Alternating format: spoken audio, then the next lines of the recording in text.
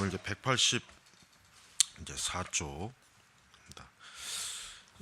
잠깐 여기서 이제 다루는 게 이제 카톨릭에 대해서 이제 잠깐 다루는데, 우리가 이제 카톨릭의 그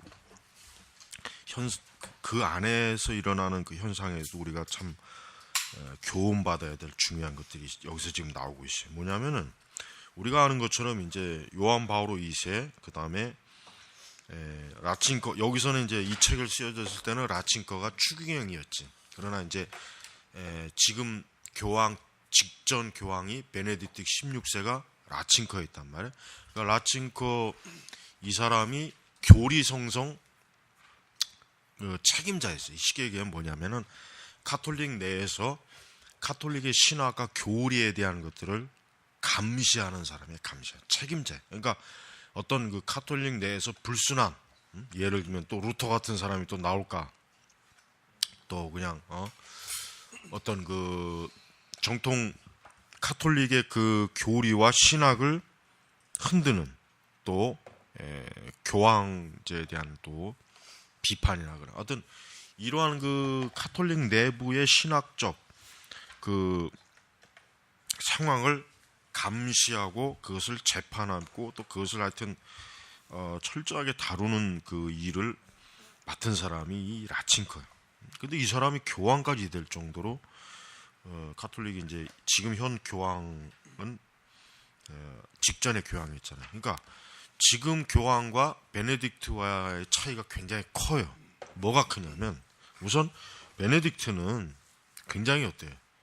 이 사람은 아주 전통, 그 다음에 전통과 그 다음에 이제 카톨릭 그 보수적인 그러한 그 신앙을 상징하는 그러한 사람이에요. 그러니까 베네딕트가 있었으면은 지금 이런 뭐 우리나라 지금 오지도 않았겠지만, 지금 이런 카톨릭의 그 어떤 분위기, 막 그 카톨릭가 막 전 세계적으로 급성장하는 분위기가 있잖아요. 이게 절대 안 일어났을 거예요. 왜냐하면 베네딕트는 굉장히 완고한 사람이에요. 이 사람은 그 이전에 그 요한 바오로 2세 여기도 나오겠지만은, 요한 바오로 2세도 그렇고 이 베네딕트도 그렇고 해방신학이나 이런 거에 굉장히 비판적이었어요. 또 공산주의에도 비판적이었고 좌파에 대해서 굉장히 비판적이었어요. 이 사람들이 적어도 그 당시, 그러니까 요한 바오로가 특히 활동할 시기에는 그 냉전 시대가 이제 막 냉전 시대 와중이었고 결국은 끝이 났죠. 그러니까 이 사람들은 그 전통적인 그 신앙 고백, 적어도 카톨릭의 그 신앙 고백에 대해서 굉장히 좀 보수적인 색깔을 좀 유지하려고 굉장히 애를 많이 쓰는 사람. 그런데 이제 문제는 뭐냐면은 지금 이제 지금 이제 교황은 사실은 어떻게 보면 카톨릭 내부에서 급진적 개혁을 이렇게 막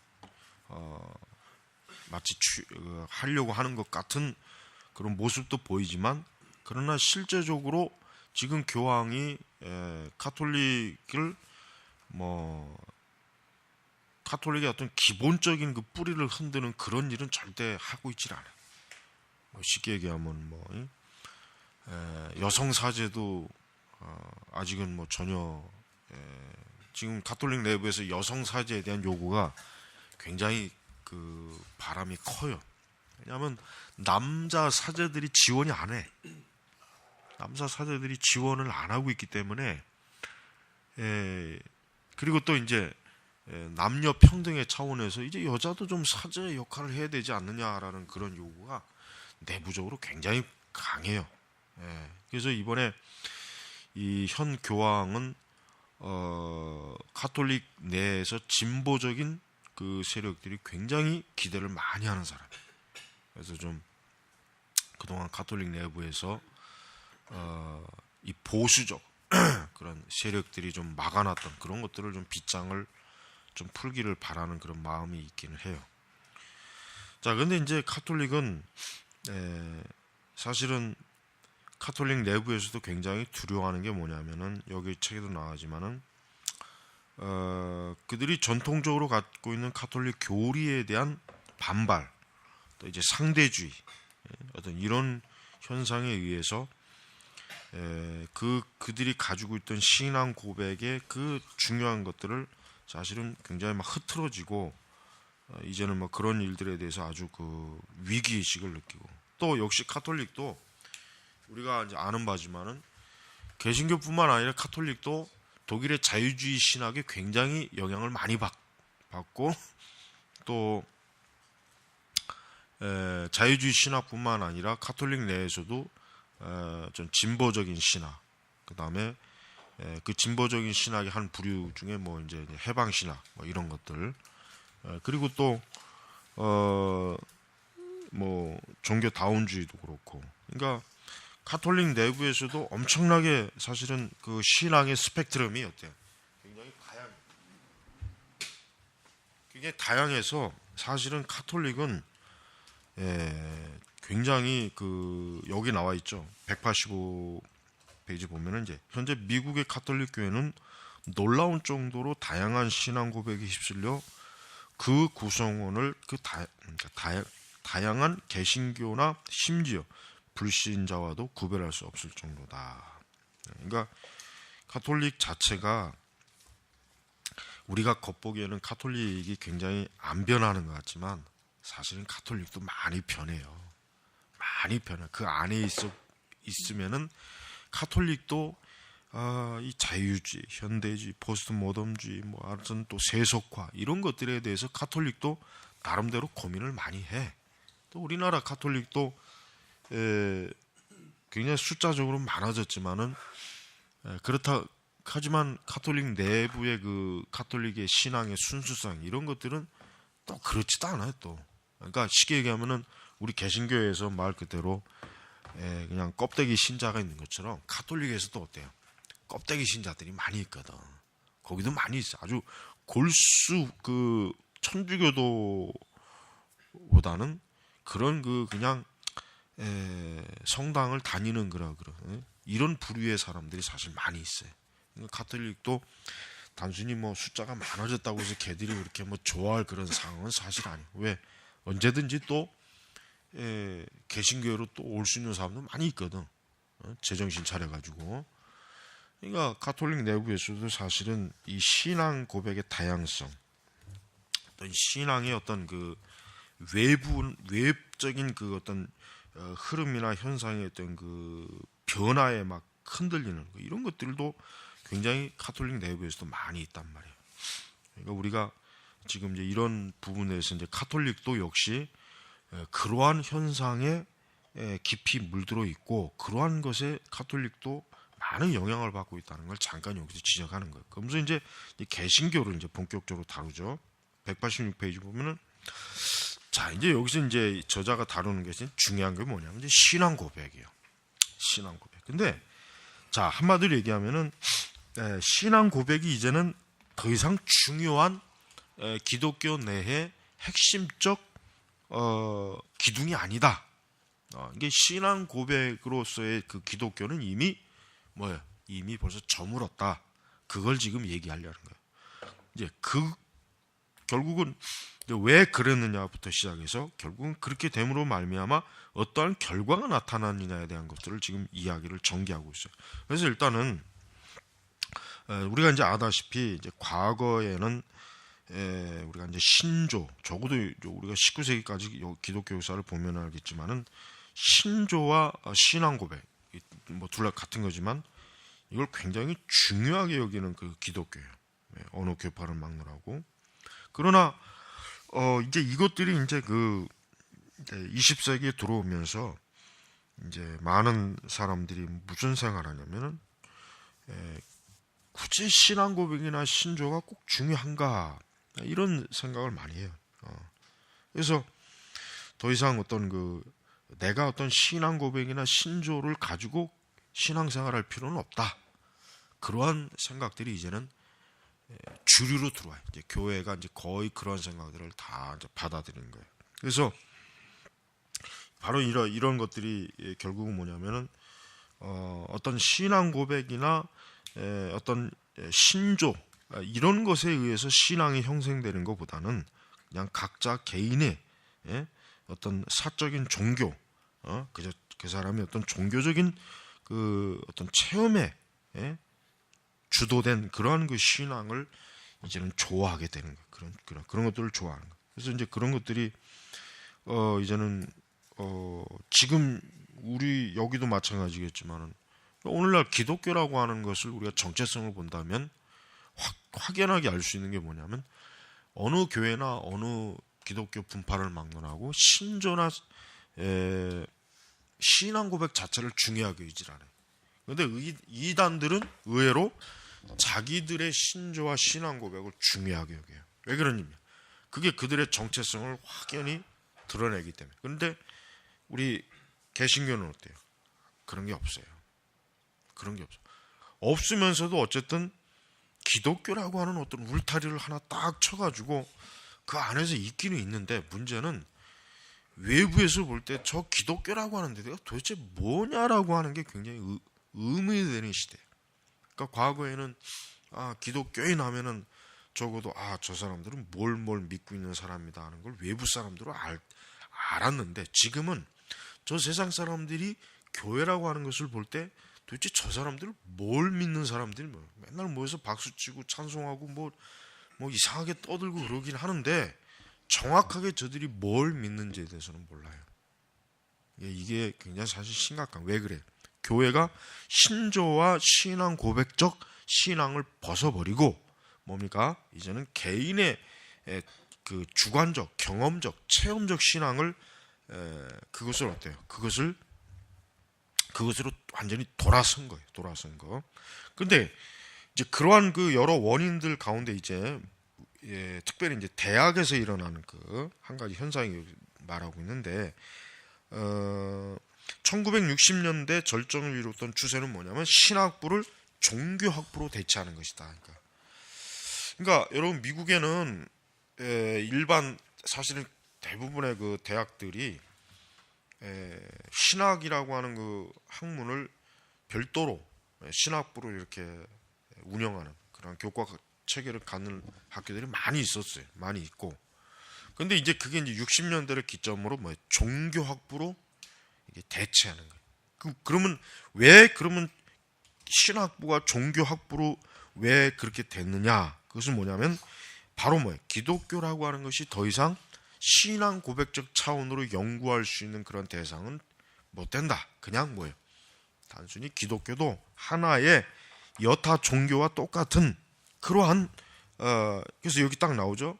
뭐라고 합니까? 187페이지 상반절에 여기 딱 나오죠. 연구 방법은 이제 학문적이며 객관적이며 비교 종교적, 비교 경험적. 이게 이제 바로 기독교를 연구하는 관점이 이제 이런 식으로 변하니까 굳이 신학부라고 하는 걸 띠올로기 그게 아니라 종교학부예요. 종교학부. 그러니까 기독교를 특별한 종교로 삼았던 그 현상이 완전히 퇴조가 되고 기독교 역시 다른 세대의 종교와 다른 그 여타의 기타 종교와 다를 바가 없는 종교로서 우리가 이제는 그냥 학문적인 연구를 하자. 그렇게 이제 생각을 이제 바뀐 거죠. 그러면서 그 기독교를 설명하는데 용어가 어떻게 변했냐면은 종교적인 언어에서 철학적인 언어로 바뀌었어요. 그러니까 이제 더 이상 신학부라면은 적어도 신학 용어가 있을 거 아니에요. 그러나 이제 신학 용어를 안 쓰고 종교 철학 용어를 쓰는 거예요. 근데 종교 철학 용어를 쓰면 어떻게 될까요? 그러면 기독교의 신학의 특성을 다 잃어버려요. 다 잃어버린다고. 그러니 이런 벌써 언어 자체가 종교 철학적인 언어로 바뀜으로 말미암아 더 이상 어때요? 기독교도 신학 용어 또 신앙 고백적 신조 이런 어떤 내용이 이제는 없어지고 자꾸 이제 사라지는 거예요. 사라지는 거예요. 그 결국은 기독교라고 하는 그 우리 종교의 완전히 그 정체성과 독특성을 완전히 다 어때요? 폐쇄시키고 무너뜨리는 거라고요.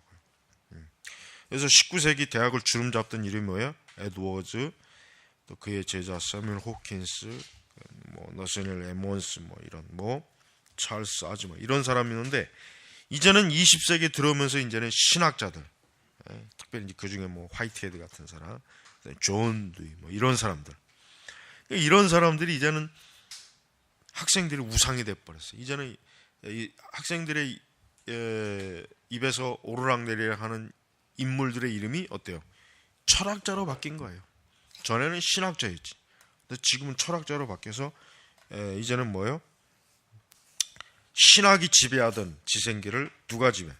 철학계가. 그래서 여러분 저 뭐 하버드나 프린스턴, 시카고, 콜롬비아 뭐 이런 데가 다 신학부가 있잖아요. 근데 이런 곳을 탁월한 신학을 가르친다는 소문은 이제 지금은 이제 더 이상 안 나요. 지금은 없어요. 그러니까 우리가 이제 알아야 될 것은 이렇게 이제 기독교라고 하는 즉 가장 우월한 지위를 차지했던 신학부가 종교학부로 이렇게 체제로 바뀌어지고 그 다음에 대학에서 가장 중요시 여겼던 신학 교수들이 이제는 철학 교수로 역시 바꿔지고 그래서 이제는 철학적 언어로 종교를 설명하고 철학적 언어로 이제는 신앙에 대해서 이제는 설명하니까 결국은 기독교라고 하는 것도 사실은 뭡니까? 이제는 도태되는 거죠. 도태가 되는 거예요. 도태가. 그래서 기독교라고 하는 그 종교에 대한 이제 학문적 연구 관점에서 볼 때 확실히 이제 변화된 게 뭐냐면 이제 19세기 20세기 초반부터 변화가 된 것은 더 이상 신학이라고 하는 것이 별도로 과연 공부를 할 만한 그런 학문적 뭐 기반이 과연 있겠느냐 이런 의심을 많이 가져요. 물론 이제 그 전에는 안 그랬죠. 그 전에는 신학이라고 하는 것 자체가 굉장히 아주 우월하고 탁월한 그러한 그 영역으로 받아들여지기 때문에 아무나 공부할 수 없다는 생각을 딱 갖고 아주 탁월한 지성을 갖고 있는 사람만 신학을 공부할 수 있지 신학이라고 하는 게 그저 누구나 다 이렇게 배울 수 있는 그렇게 여겨지지 않았어요. 독일도 마찬가지고. 그러니까 이제 신학 활동 자체, 신학이라고 하는 영역 자체가 어떻게 됐습니까? 이제는 땅바닥에 떨어진 거예요. 그리고 그 자리를 누가 차지했느냐? 철학이 차지하는 거예요. 철학. 그러니까 과거에는 신학자들이 철학자를 깔봤지만 이제는 뭐예요? 철학자들이 신학자를 깔보는 그러한 현상이 벌써 언제요? 20세기 초에 이미 다 사실은 뭐 유럽 같은 경우는 이제 뭐 19세기 벌써 후반 거의 후반부터는 신학을 더 우월하게 쳐주는 그런 분위기가 이미 다 형성이 됐죠. 그래서 신학을 공부해서 공부한 그 사람이 무슨 쓸모가 있겠느냐, 무슨 유용성이 있겠느냐. 그렇게 예를 들면 여기도 나오지만 법률가, 의사 하면은 누구나 다 사회에 정말 필수적인 인물. 없으면 절대 안 되는 사람으로. 근데 옛날에는 성직자, 목사도 그렇거든요. 목사라면 진짜 한 사회에서 절대 이 목사는 가장 높은 자리에서 정말 사회의 모든 영적, 도덕적, 윤리적 모든 걸 다 이렇게 질서를 잡는 사람으로 인정받았는데 이젠 그 자리를 누가 바로 법률가, 의사 이런 사람들. 그러니까 이제는 성직자는 더 이상 어때요? 사회적 중추 질서의 핵심 리더에 들어가지 못해요. 거기서 이제는 쫓겨났어요. 쫓겨났다고. 그러니까 이런 것들을 볼 때 대학에서 결국은 신학을 철학이나 다른 여러 포괄적 종교보다 한 수 낮게 이제는 치는 상황이 다 이제 같이 이렇게 같이 물려지는. 그래서 우리가 알아야 될 것은 이와 같이 서구에서 이제 오랜 동안 기독교가 차지했던 그 학문적 그 권세도 어때요? 이제는 이렇게 이제 땅바닥에 떨어진 거예요. 땅바닥에. 그러니까 이제 우리 사회도 그래요. 우리 사회도 신학을 공부한다고 해서 세상 사람들이 막 이렇게 대단하다고 보진 않아요. 그렇게는 안 봐. 누가 그렇게 보겠어? 그러니까 그만큼 사실은 우리 사회야 원래부터 뭐 이교 사회였으니까 그러느냐 하지만 또 하나 이제 그렇게 된 원인은 목사들의 이제 이 저급한 그것 때문에 신학을 배우면 저렇게 좀 정신이 좀 빠지는구나 저렇게 지성이 결여됐구나 뭐 이성과 판단력이 없구나. 그러니까 우리가 저 방송에서 가끔 시사 프로그램에서 목사들이 이렇게 나오는 거 보면은 내가 봐도 왠지 모르게 이게 텔레비전에서는 목사들이 이상하게 좀 문제가 많은 이게 참 일반 사람이 볼 때는 이 목사라는 사람이 이거 뭔가 이게 좀 사이코 아주 좀 뭔가 이게 아주 하자가 많은 사람들 그런 사람. 그러나 이제 신부나 중들이 나올 때는 어때? 안 그래요. 신부나 중들은 진짜 이 종교인으로서 뭔가 그래도 이게 뭔가 근엄하고 뭔가 이게 보이는데 목사는 어때요?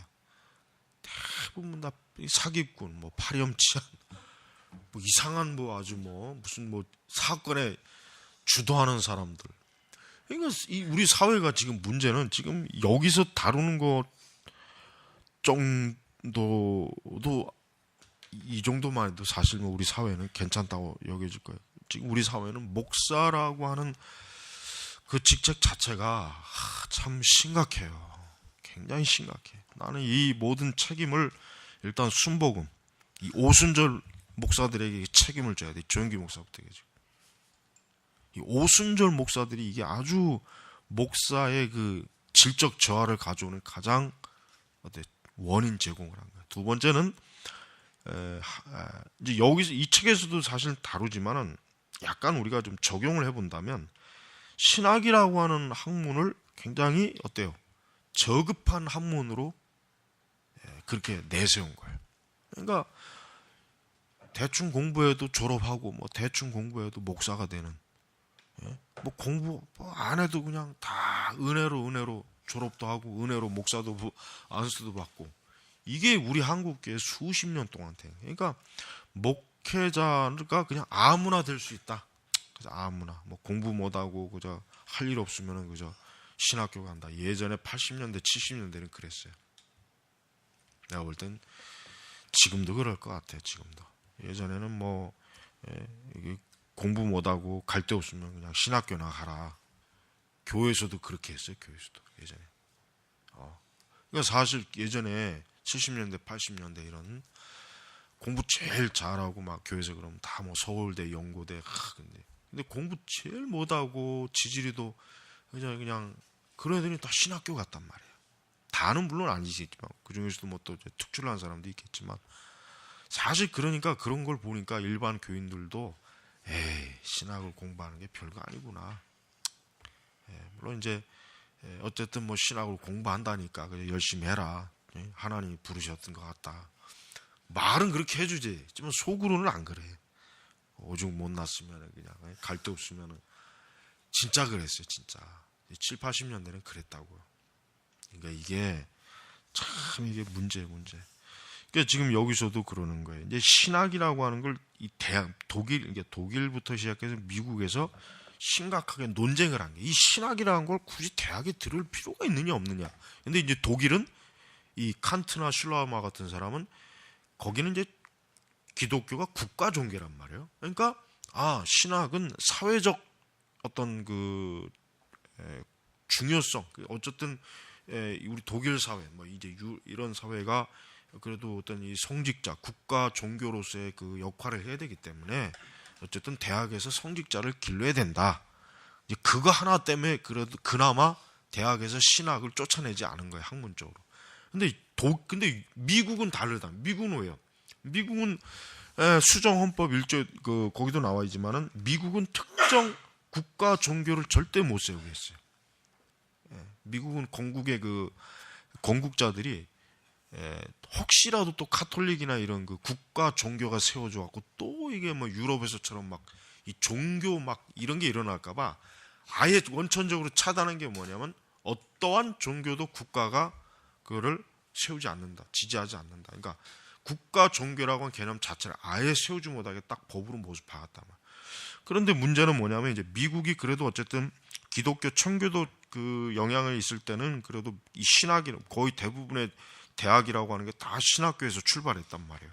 근데 이게 이제 20세기에 들어와서는 이제 그 당시는 이미 벌써 철학, 의학, 법학 막 이런 그 중요한 자연과학 계통의 학문들이 막 이제 막 굉장히 막 득세하는데 신학이라고 한 걸 굳이 꼭 대학교에 둬야 되냐? 미국도 이런 그 심각한 그 좀 뭔가 이게 의문시하는 그런 시기였단 말이에요. 그렇지만은 미국도 그 신학을 그냥 우리가 여기 저 191페이지 나오잖아요. 신학이 그냥 신학이라고 하는 걸 그러면 이렇게 받아들이자. 뭐냐? 심리학, 인류학, 사회학 이런 관점으로 신학을 받아들이자. 그러면은 되지 않느냐? 그게 결국 뭐예요? 신학이라고 하는 그 하나님을 아는 그 영광스러운 학문이라고 하는 것이 아니라 그냥 보편적인 어때요? 보편적 인문학의 하나의 뭐예요? 한 과로 전락을 해버린 거예요. 그러니까 굉장히 타락을 많이 했다는 게 아니라 어때요? 신학에 대한 인식 자체가 뭐예요? 그 전하고 이게 굉장히 저급하게 변하는 거예요. 그러니까 더 이상 신학을 우러러보는 게 아니라 신학을 그냥 똑같이 그냥 뭐 여러 이런 뭐 심리, 인류, 사회학 뭐 이런 것. 그러나 이제 신학을 이런 자연과학이나 철학보다는 또 아래로 둬요. 이거 얼마나 이 신학이라고 하는 게 이게 서구에서도 어때요? 아주 뭐 땅바닥에 떨어진 거죠. 우리나라는 더하지. 우리나라는 뭐 신학을 공부했다고 해서 뭐 참 이 사람 대단한 사람이라. 그런 사람이 어디 있어? 그럼 뭐 그게 이상한 거죠. 그게 좀 정신 나간 거지. 그러니까 이게 참 우리가 이렇게 신학을 공부하지만 신학이라고 하는 게 참 어제 우리가 워필드 그 배웠지만은 워필드나 이런 구 프린스턴의 사람들은 어떤 사람들이냐면 신학이라고 하는 학문을 감히 다른 학문과 비교할 수 없는 독보적이고 아주 가장 영광스러운 학문으로 이 사람들. 그러니까 그 당시는 최고로 똑똑하고 아주 뭐 진짜 학문성이 뛰어난 사람이 신학을 공부하는 거. 그 외에는 신학을 공부한다는 건 꿈도 꾸지 말아라. 어떻게 이 천한 사람들이 이렇게 신학을 공부하느냐. 이랬단 말이에요, 오히려. 근데 지금은 이게 미국이나 유럽도 마찬가지. 우리나라는 뭐 더하죠. 이게 나는 그래서 우리가 이제 개혁주 여러분들이 이렇게 신학을 공부하지만 여러분들이 공부를 진짜 열심히 많이 해야 돼요. 뭐 총신이니 합신이니 장신 이게 중요한 게 아니에요. 정말 내가 이 귀한 학문을 정말 잘 깊이 있게 배워서 정말 이 신학을 배운 것으로 인한 우리 자신의 어떤 그 가치 이런 것들이 높아져야 된단 말이에요. 그러니까 신학을 진지하게 이 지금 신학교나 신학대학교는 가르치질 않아요. 신학이라고 하는 걸 사실 사역을 하기 위한 하나의 그 도구로만 생각해. 그게 잘못된 거예요. 설령 내가 목회를 안 해도, 내가 사역을 안 해도 이 신학 자체를 배우는 거에 대한 의미를 둬야 돼요. 신학생들은. 근데 꼭 보면 실용주의거든. 내가 그냥 사역을 하기 위해서 할 수 없이 그냥 학교에서 배운다는 생각을 갖고 있지. 걔네들이 그들이 나중에 목회를 안 할 거라면 거기 앉아 있을 놈들이 몇 놈이나 되겠어? 연놈이 몇 년이나 되겠냐고. 여자도 많으니까. 그러니까 정상적인 사고방식이 뭐냐면은 내가 목사나 선교사가 안 된 그거하고는 전혀 상관없이 나는 신학이라고 하는 학문을 참 배우고 싶다. 이 신학을 좀 배워서 더 내가 이 성경과 기독교 신앙에 대해서 더 좀 이렇게 하나님에 대해서 더 이런 마음으로 배워야 돼요. 그렇게 해야지 사역과 연관시키는 그런 식의 신학이라고 하는 것은 그거는 아주 그건 저급한 거란 말이에요. 그러니까 우리가 신학을 공부하는 태도가 그래요. 신학이라고 하는 것 자체를 공부하는 이걸 귀하게 여겨야 된다. 이걸 뭐 사역을 나중에 뭘 하고 안 하고의 문제하고는 틀린 문제. 그러니까 미국 같은 경우는 이제 이렇게 이제 대학에서 이제 특히 이제 심리학, 여기 이제 윌리엄 제임스의 종교 경험의 다양성이라는 책, 이게 유명한 책이죠. 이게 지금 우리 한국에서도 여러 군데에서 좀 번역이 돼 있죠. 그러니까 윌리엄 제임스 같은 사람, 그다음에 존 두이 같은 사람, 이런 사람들이 그냥 미국 대학의 그 대학생들에게 어떻게 보면 굉장히 영향을 많이 미치는 정신적, 그 어떤 지적, 정신적 영향을 미친 사람들. 그러니까 이런 사람들이 이제는 뭐 어떤 신학자나 신학 박사가 비교할 수 없을 정도 엄청난 영향을 미쳐요. 예? 그러니까 이런 신학이라고 하는 것 자체가 어때요? 이제는 미국의 1920년도, 30년대 이후에는 이제 신학이라고 하는 자체가 미국 내에서 별로 이제는 인기가 없어요. 전에는 굉장히 신학을 높은 학문으로 쳐줬지만 이제는 그냥 여타의 학문하고 똑같은 수준의 것으로 이제 쳐주는 거예요. 그래서 이제 여기 보면은 192페이지 보면은 종교, 더 이상 이제 어떤 신학이라고 하는 것보다 이제 종교라고 이제 불려지죠. 종교학, 종교학. 그래서 우리 한국에도 그 대학교 안에 종교학과가 있어요. 우리 한국에도 종교학과 있잖아요. 종교학과의 출신들이 대부분 보면은 다 무신론자들이에요. 기독교인이 없어. 기독교인이라고 혹 있어도 이상한 기독교, 걔가 말하는 기독교, 그런 애들이 믿는 기독교는 도무지 출처를 알 수 없는 기독교. 뭐 기껏해봐야 자유주의.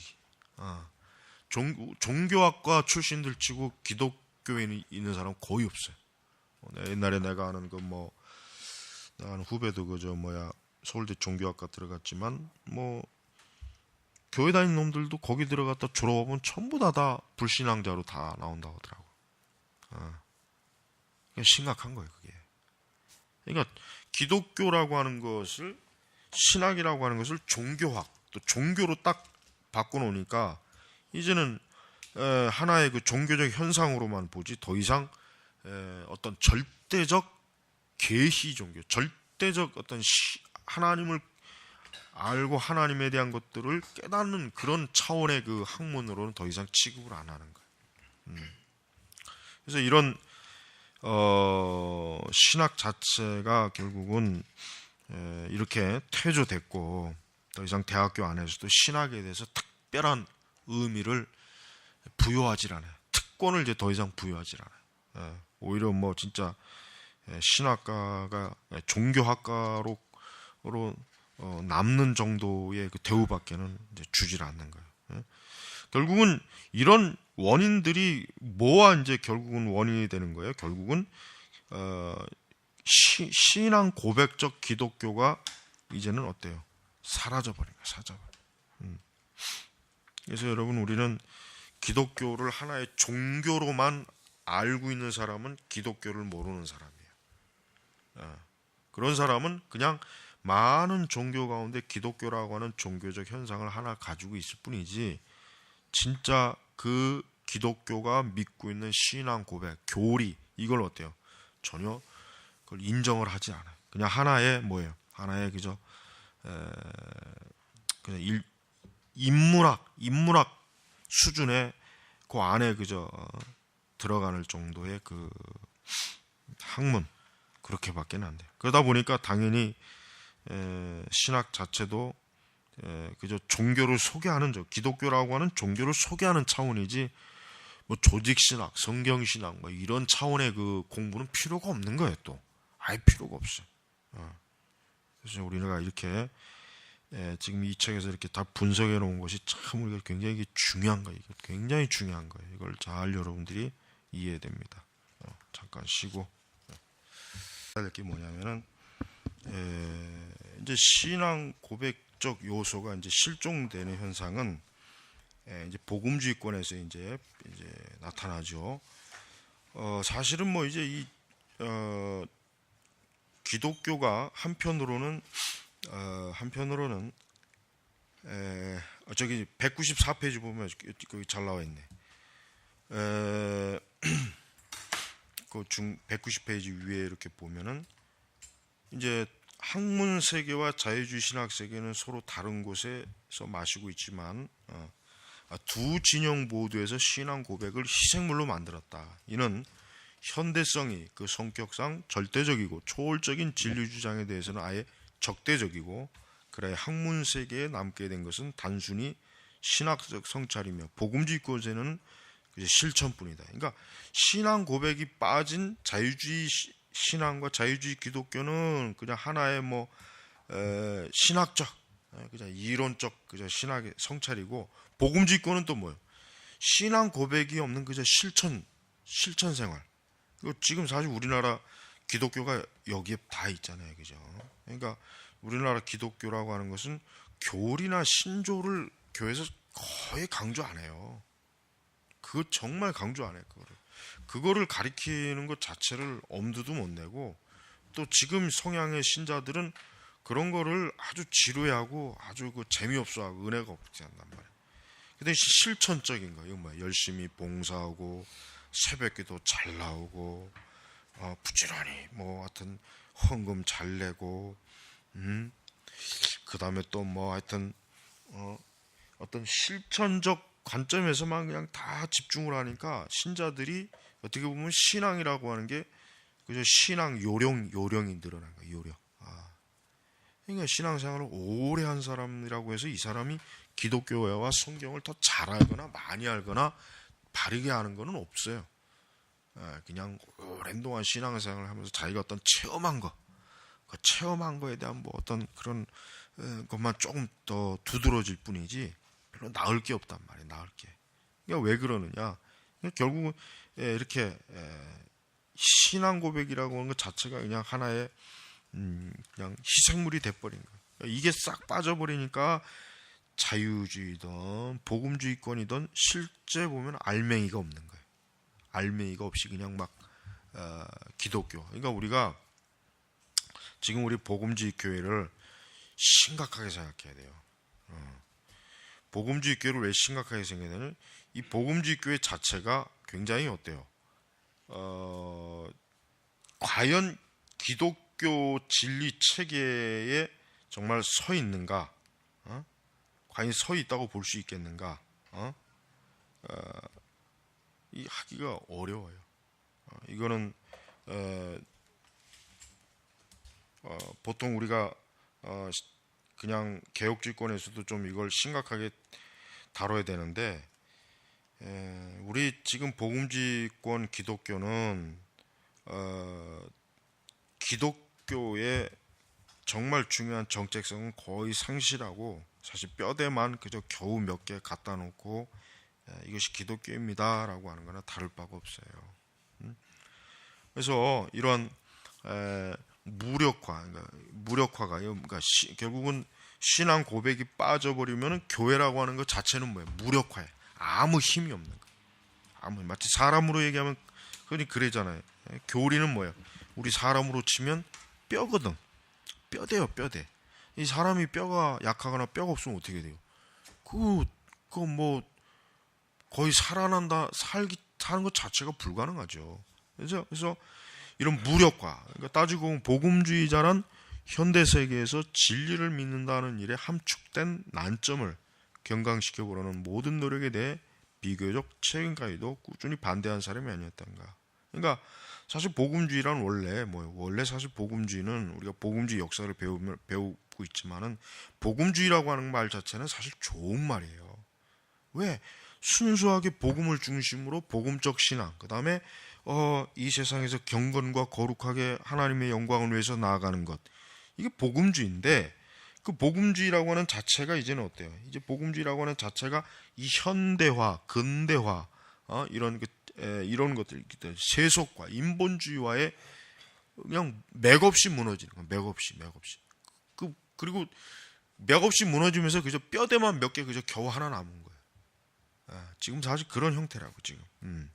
그래서 마치 꼭 어떤 유적지가 옛날에는 유적지를 딱 보면 옛날에 여기가 참 대단했겠구나 볼 수는 있지만, 실제로 그 유적지는 말 그대로 폐허라고 아무것도 없어. 옛날에 한때 잠깐 번성했었다는 거 몇 가지 증거만 이렇게 있을 뿐이라. 그러니까 지금 복음주의 교회라고 하는 것은 사실 폐허가 된 기독교나 마찬가지예요. 엄밀히 얘기하면. 그러니까 우리가 이 겉으로 드러나는 이 막 겉으로 막 요란스럽고 이렇게 막 이렇게 막 호화찬란한 거, 거기에 눈이 멀면 안 돼요. 근데 거기에 사실 많이 눈이 멀었지. 거의 거기에 많이 눈이 멀었어요. 실제로는 그렇지 않거든. 응? 그래서 복음주의자들이 하반제로니까 복음주의자들이니까 이러한 형편에서 복음주의자들의 대처가 어떻게 했냐면, 한 극단에는 경건주의적 주관주의 반작용으로 앵글로 카톨릭주의자가 된 사람이 있고, 다른 한 극단으로는 그저 복음을 귀에 듣기 좋은 말로 만드는 일에 반대하는 방식으로 구시대 근본주의 진리에 서 있던 사람도 있었다. 그러니까 이 복음주의권 안에는 적극적으로 그냥 좀 의식주의에 사로잡힌 사람도 있고, 철저하게 근본주의적 관점에서 선 사람도 있고, 그리고 또 이제 또 하나 부류가 있죠. 또 하나 부류가 뭡니까? 중요한 부류죠. 현대 문화와 대화를 해야 된다. 이제 현대 문화와 적극적인 교제, 이제 끌어들여야 된다. 이 세 부류가 있어요. 세 부류. 이 복음주의권 안에는. 근데 이제 주류는 어디입니까? 주류는 결국 세상과 대화를 하자는 주류예요. 대화. 빌리그램이나 헤롤드 오켄카나 칼 헬리나 이런 그런 부류들. 이런 부류들이 사실은 어때요? 지금 현재 이 거의 대부분의 교회들이 전부 다 그쪽으로 서 있어요. 물론 이제 어떻게 보면은 원래 그 형태보다 더 지금 사실 나빠졌지. 저 나빠졌죠. 원래 사실은 빌리그램이나 뭐 이런 카렐리나 무슨 뭐 이런 사람들이 이렇게까지 상황이 나빠질 거라고는 아마 예상을 못했을 거예요. 그들 자신도 그냥 굉장히 근본주의에 비해서 아주 건전하고 중도적이고 또 극단적이지 않아서 아마 더 기독교가 세상에 넓게 좋게 퍼질 것이라고 예상을 했겠지만, 실제로는 뭡니까? 굉장히 부패, 기독교 자체가 세상에 완전히 점령이 되는 상황까지 지금 확 와버렸단 말이에요. 그러니까 이런 이제 그래서 우리가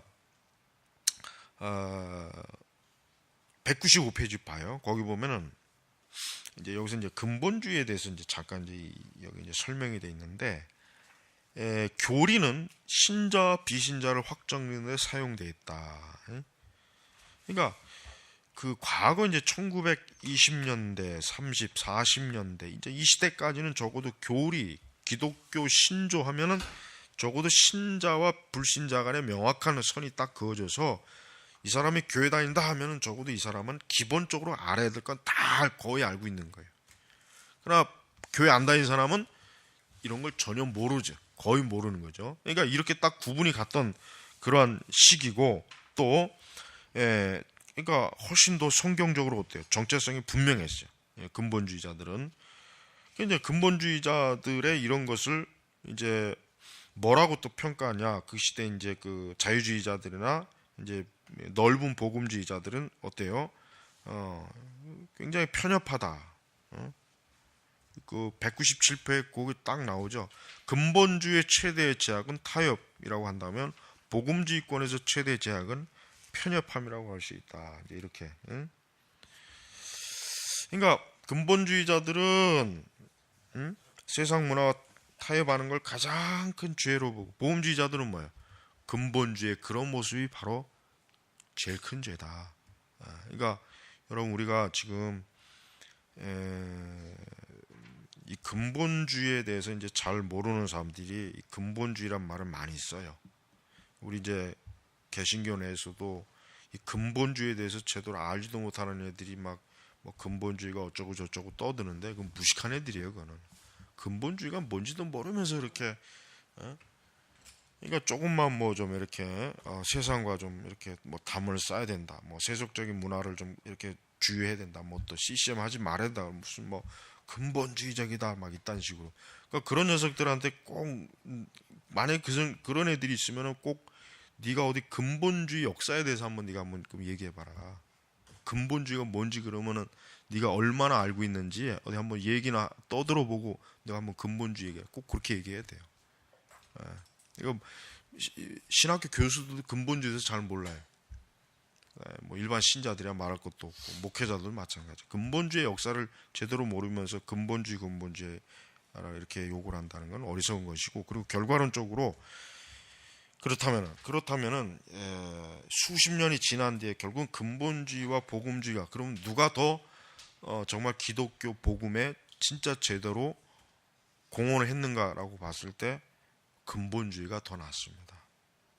근본주의가 그 당대나 지금까지도 폐쇄적이다, 여기나 있지만 뭐 편협하다, 보수적이다, 극단적이다, 뭐 심지어 뭐 자기들의 그 자기들끼리는 뭐 막 어떤 그런 굉장히 막 어떤 비방을 많이 했지만, 결과론적으로 지금 수십 년, 거의 한 5, 60년이 지난, 뭐 5, 60년이 뭐예요, 한 8, 90년 지난 지금까지 봤을 때 결국은 복음주의가 더 많은 기독교에 더 큰 해악을 저질렀어요. 그리고 세상에도 더 큰 제약을 그러니까 빌리 그레함을 보면 알아요.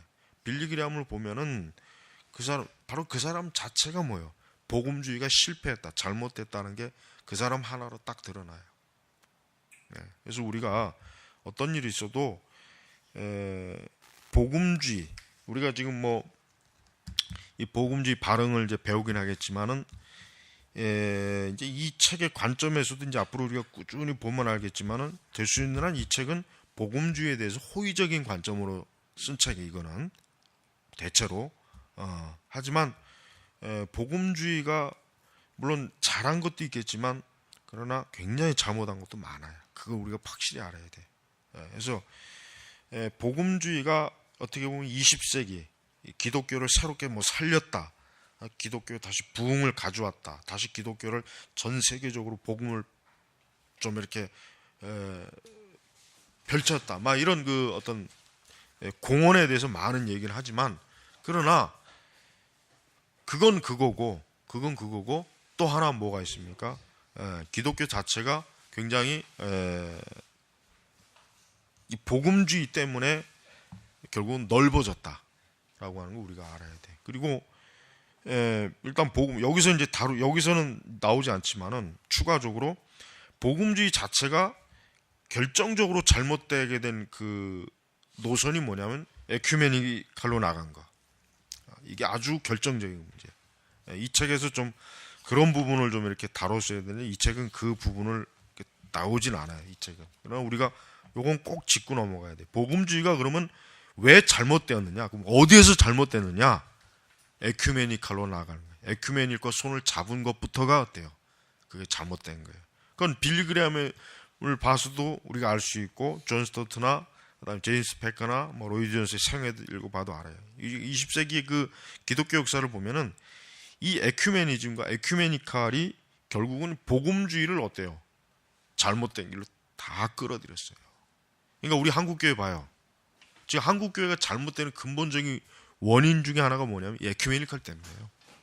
그러니까 각 교단이, 한국교회가 각 교단이 서로 뭐 연합운동하자, 뭐 연합부활절대 별짓 다 했지, 뭐 온갖 추잡스러운 짓 다 했지만 결과가 뭐야? 결국은 교회가 완전히 무너지. 한기총바예요.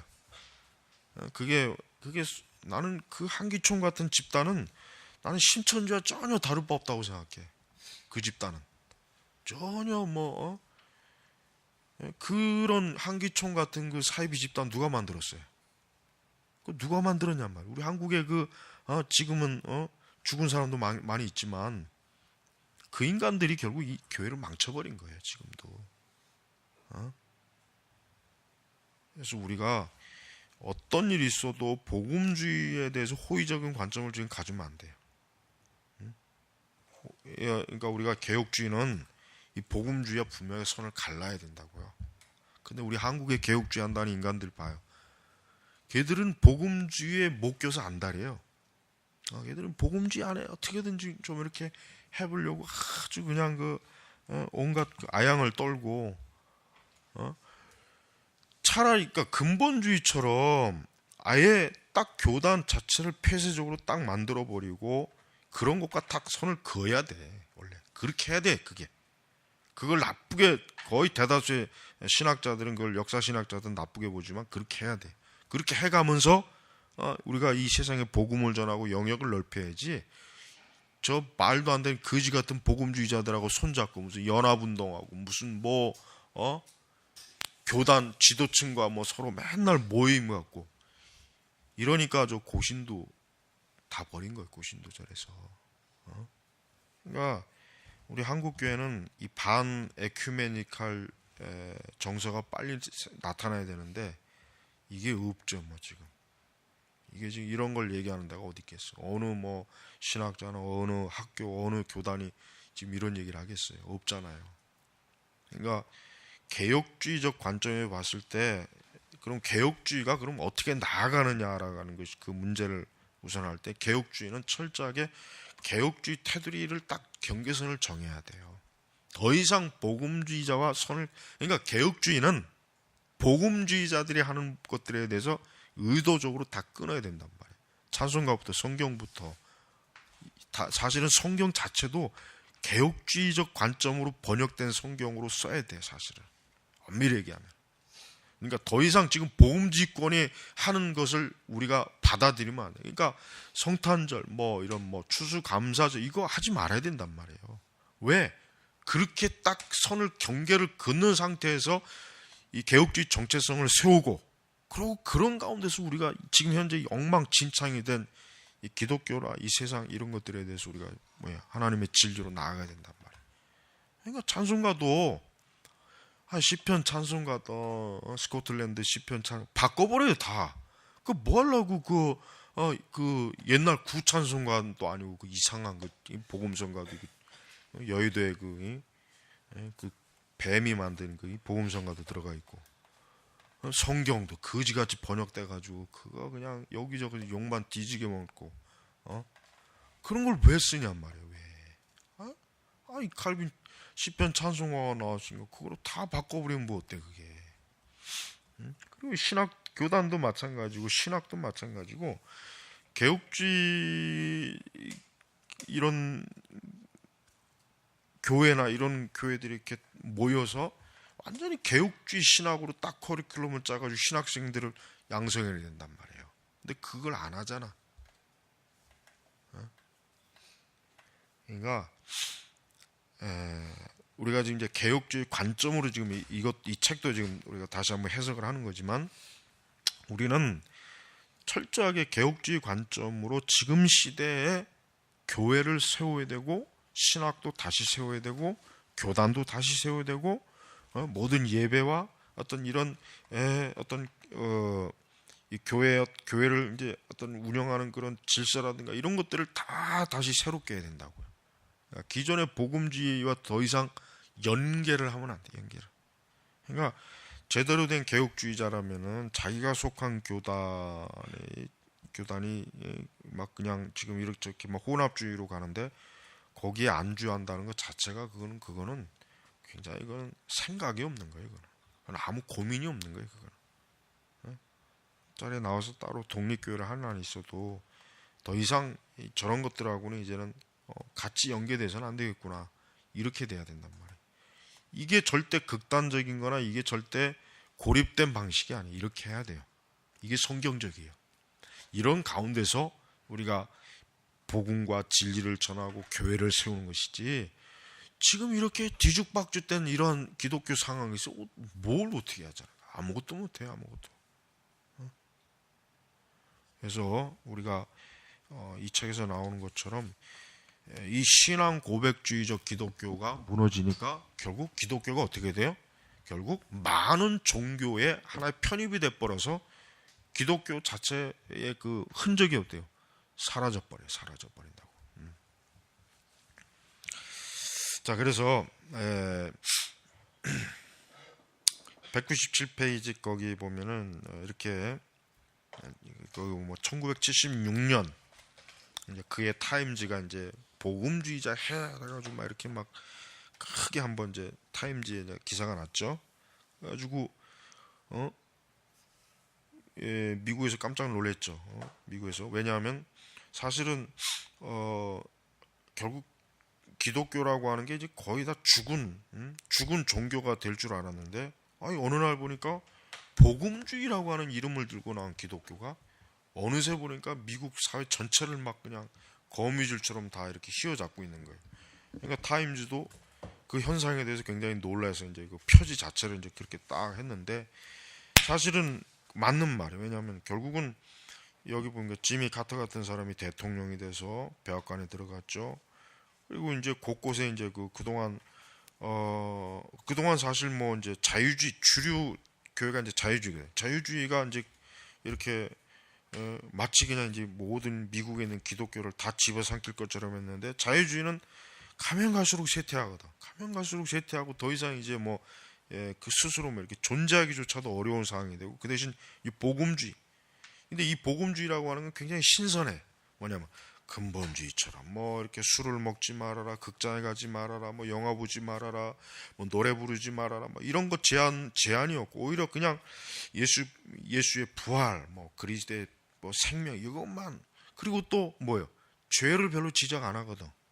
이 복음주의는 죄에 대해서 옛날 그 부흥사들처럼 막 지옥불, 간음하면 지옥 간다, 막 그런 설교도 안 하고, 부드럽고 재미있고 아주 신선하고 문화와 잘, 그러니까 미국 사람들이 굉장히 좋아하는 거예요.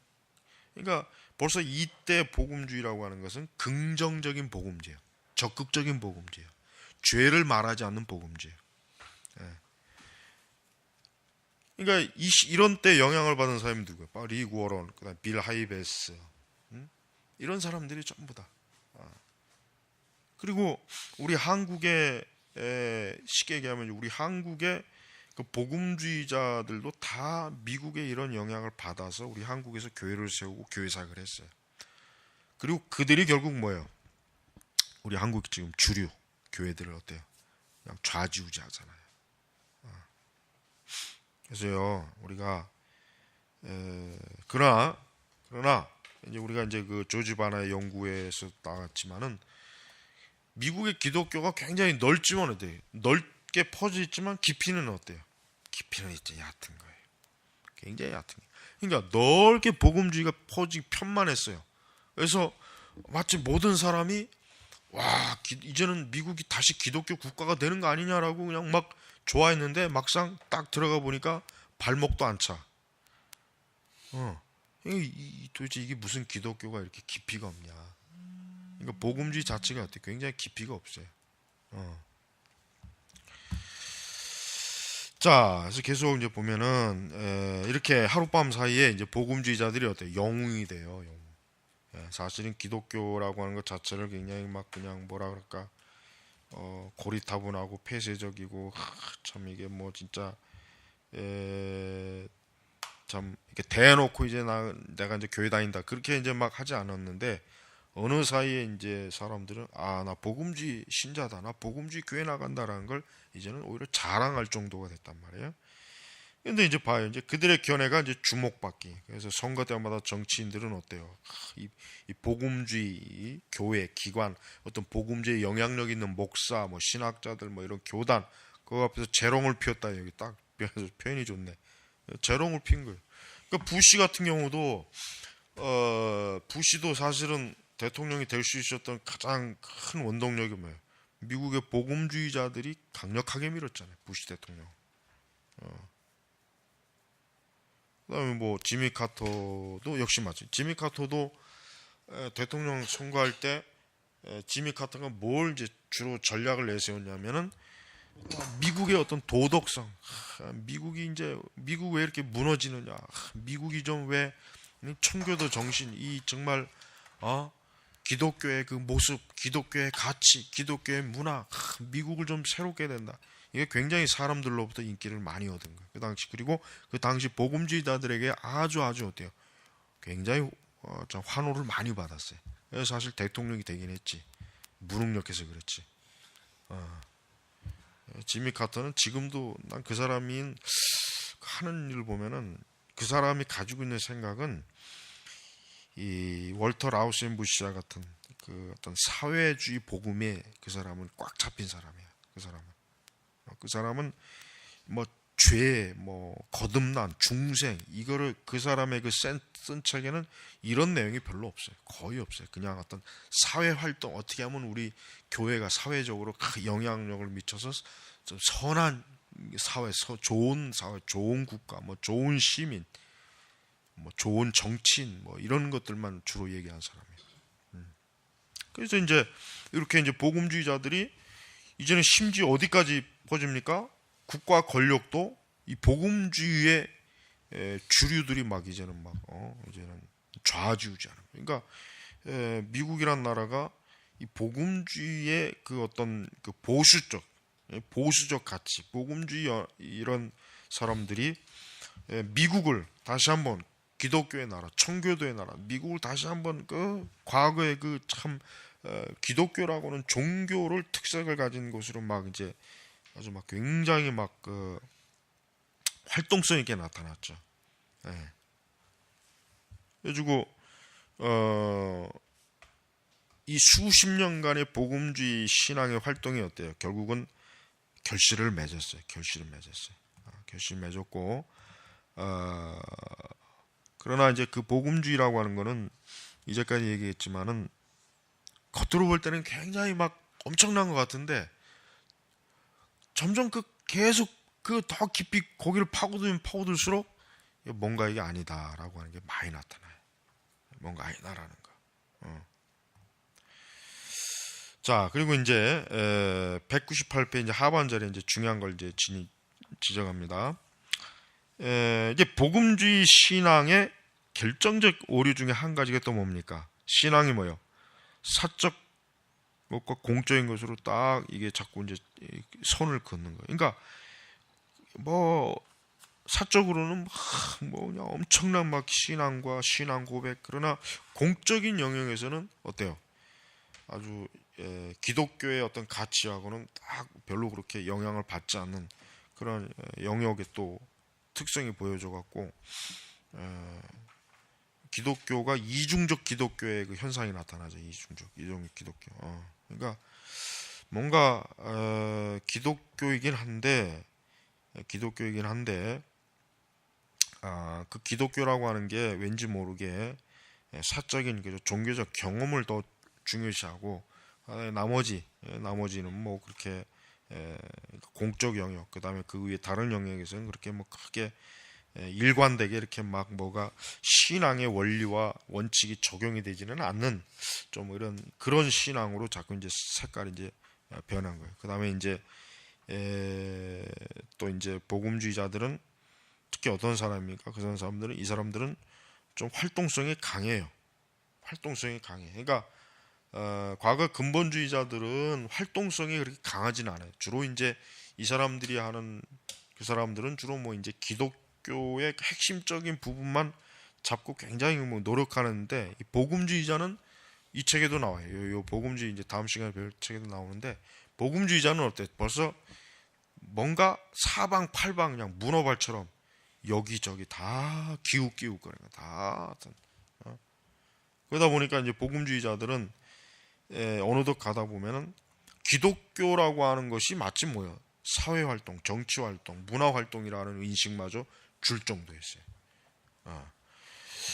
그러니까 이런 사람들 우리나라도 많잖아요. 우리나라도 기독교라고 하는 것을 우리나라 그 복음주의 계층 중에는 기독교라고 하는 것을 우리처럼 이렇게 막 신학책을 읽고 성경을 연구하고 뭐 교리 공부하는 이런 거보다는 누구처럼 밥이나 퍼주고 노숙자들과 함께하고 집 지어주고 같이 뭐 가난한 자하고 같이, 그걸 기독교라고 여기는 사람들이 상당히 또 많아졌어요. 의외로 꽤 많아요. 이 사람들하고는 이게 대화가 안 돼. 이 사람들은 신앙의 중요한 용어들을 전혀 몰라요. 그래 이들이 알고 있는 거는 어떤 뭐랄까, 어떤 기독교가 이 세상에서 할 수 있는 일은 뭐냐? 그거는 가난한 자를 돕고 그들과 함께 생활하고 그들의 입장을 대변해주고 더 이상 천국 지옥 이런 거 얘기하지 말아라. 뭐 무슨 뭐 영적인 거 이거 말고 좀 더 현실을 더 깊이 좀 발을 담그는 기독교가 되자. 그런 책들도 많이 지금 나오고 있다고요. 그런 책들이. 그리고 그런 걸 주장하는 신학자들이랑 목회자들이 많아졌다고요. 과거보다. 그러니까 그 사람들은 그걸 통해서 우리 교회가 다시 한번 한국 사회에 뭐 또 영향을 좀 끼치고 다시 또 이제 교회가 생명력 있게 좀 세워보자 이제 이런 생각을 갖고 있는데, 그러나 그것도 사실은 뭐예요? 결국은 그것도 오류예요. 그릇된 곳으로 결국은 가는 거예요.